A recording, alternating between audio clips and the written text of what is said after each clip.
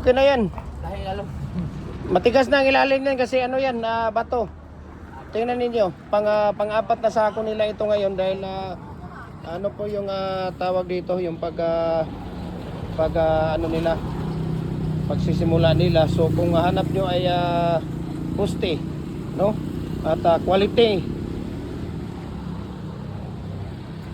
molder na quality, message nyo lang ako at share ko sa inyo ang price list sa shipping details dito.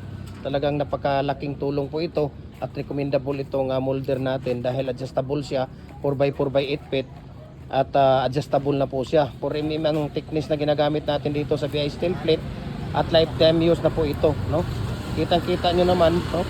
Kitang-kita nyo naman yung gaano kagaling, no? Gaano kagaling yung ating molder kasi pagka tag-init nasa mga 10 to 15 minutes lang siya, no? Hanggang 18 minutes.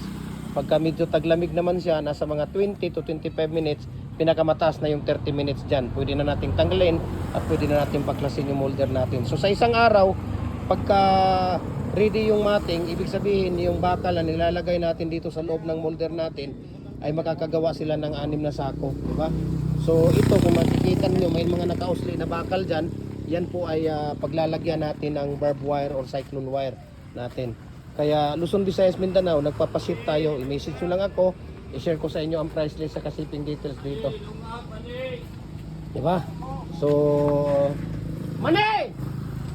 Ano pang hinihintay mo? Diba? Diba? So, tingnan natin itong isa. Sige dong! Ha? Hindi pa? Sige, so maraming salamat and God bless po sa ating lahat.